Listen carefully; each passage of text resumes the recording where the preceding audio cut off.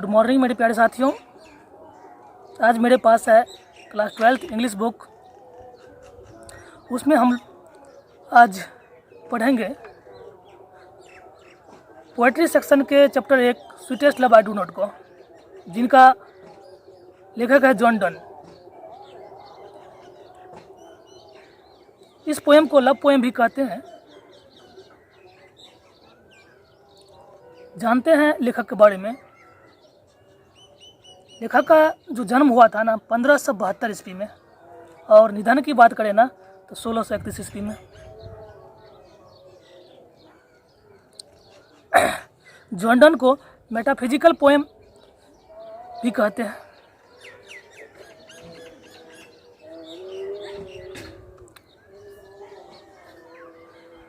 John Donne Roman Catholic परिवार के एक ऐसे सामान्य वर्ग में पैदा हुए जब इंग्लैंड कट्टर कैथोलिक विरोधी था। John Donne was forced to leave Oxford University without a degree because of his religion. John Donne sir को अपने धर्म के वजह से बिना डिग्री हासिल किए ऑक्सफोर्ड यूनिवर्सिटी छोड़ने के लिए मजबूर होना पड़ा। ही स्टडी लॉ, रीड थियोलॉजी। छात्रों, थियोलॉजी का मतलब होता है धर्मशास्त्र। उन्होंने कानून का अध्ययन किया और धर्मशास्त्र पढ़ा। In 1615 at the age of 42 John Donne accepted ordination in Anglican. 1615 में 42 साल की उम्र में जॉन डन ने एंग्लिकन चर्च में समन्वय स्वीकार कर लिया। तो चलिए छात्रों, अब हम चैप्टर पर चलते हैं, कविता पर चलते हैं। यहाँ तक इतना याद रखना है, sweetest love I do not का लेखक कौन है? तो याद रखना जॉन डन। इनका जन्म कब हुआ? तो 1572 ईस्वी में, निधन 1631 में, जिसे मेटाफिजिकल पोएम कहते हैं। तो चलिए चलते हैं चैप्टर पे। पहला लाइन है sweetest love I do not go for weariness of thee, यानी कि मेरी प्यारी प्रेमिका, मेरी प्यारी महबूबा, मैं इसलिए नहीं जा रहा हूँ क्योंकि मैं तुमसे थक गया हूँ, तुमसे उब गया हूँ। Nor in the hope the world can show A fitter love for me, ना कि इस उम्मीद से जा रहा हूं कि इस दुनिया तुमसे मुझे अधिक प्यार करेगी। तुम ये मत समझना कि दुनिया में कोई भी तुमसे अधिक प्यार मुझसे करेगी। But since that I must die at last, thy best to use myself in just thus my fan that to live. लेकिन चूंकि मुझे अंत में क्या है, आज नहीं तो कल क्या है, मुझे मृत्यु गोद में समाना ही है ना, मैं अपने आनंद के लिए जा रहा हूँ, ठीक ना। आगे कहता है यस्टरडे नाइट द सन, यहाँ पर SUNNE, पहले सन ऐसे ही लिखा जाता था, पहले हो सकता है, लेकिन इसको क्या पढ़ेंगे? सन पढ़ेंगे। Yesterday night the sun went hence and yet is here today. कहता है कल रात सूरज डूबा था, लेकिन देखो फिर से आज क्या हुआ, फिर से उग गया। He health no desire nor sense nor help so short away. देखो उस सूरज को, उसको कोई इच्छा नहीं है, न ही उसे कोई चेतना है, लेकिन फिर भी वो अभी अपनी यात्रा में चुकता कभी भी नहीं है। डेली क्या कहता है, जाता है फिर सुबह आ जाता है। Then fear not me but believe that I shall make a spider journey since I take more wings and suppose than he।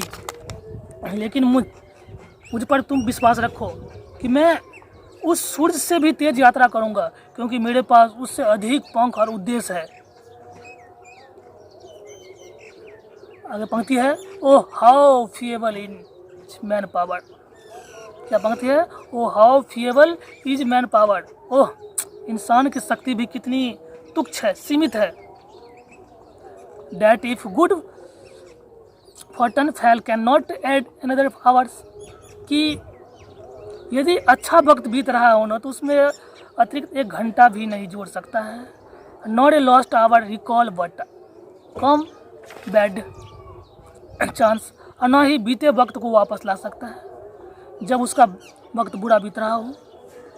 आगे पंक्ति है, and where join to it our strength, और इसमें अपनी ताकत जोड़ देते हैं। And we teach it art and length itself, और अस एडवांस, और हम खुद को सक्षम बना देते हैं, माहिर हो जाते हैं इसका सामना करने में। When thou'st not wind, कहते जब तुम सिसकियाँ लेती हो तो तुम श्वास नहीं छोड़ती। बट साइट्स माई सोल अवे, बल्कि मेरी आत्मा को शरीर से अलग कर रही होती है। तुम ऐसे मत रहो, ठीक ना। यहाँ पर उसकी प्रेमिका जो है जॉर्डन को, उसकी पत्नी है, वहाँ पर जब ये जॉर्डन जा रहे होते हैं ना तो उनकी पत्नी यानी कि प्रेमिका रो रही होती है। इसीलिए जॉर्डन समझा रहे तुम मत रो, तुम जब रोती है ना तो मुझे ऐसा लगता है कि आत्मा मेरे शरीर से अलग हो रही है। When thought wept unkindly kind my life blood both decay, जब तुम इस निठुरता से रोती हो तो मेरी शरीर के खून सूखने लगता है। तो इसलिए तुम मत रो। My sweetest love, I cannot be that thou lovest me, thoughts से, यदि तुम मुझसे प्रेम करती हो तो ऐसा नहीं होना चाहिए, तो मत रो। If in things my life thou waste, thou art the best of me, तुम मेरे जीवन को नष्ट करने की बजाय मुझसे सर्वश्रेष्ठ बाहर लाने की कोशिश करनी चाहिए। इस समय तुम्हें मुझे सामने हंसनी चाहिए। Let not thy divining hearts forethink me any ill, तुम्हारे इस अद्भुत हृदय में मेरे प्रति कोई भी बुरा ख्याल मत आने दो। Destiny may take thy part and may thyself fulfil, वरना कहे भाग को जो मंजूर होगा ना तुम्हारे भय सच सिद्ध हो जाएंगे। इसलिए कृपया तुम ऐसे मत रो। बहुत अच्छी पंक्ति है। But things that we are but turned aside to sleep, इसे कहते इस तरह देखो जैसे कि मानो कि हम एक ही बिस्तर पर है, ठीक ना। तुम इस तरह सोचो कि मानो हम एक ही बिस्तर पर है, बस करवट लेकर सोए हुए हैं, बस इसलिए नहीं दिख रहे हैं। तुम ऐसा सोचो प्लीज़। ऐसा जॉर्डन अपने पत्नी यानी प्रेमिका से बोल रहे हैं।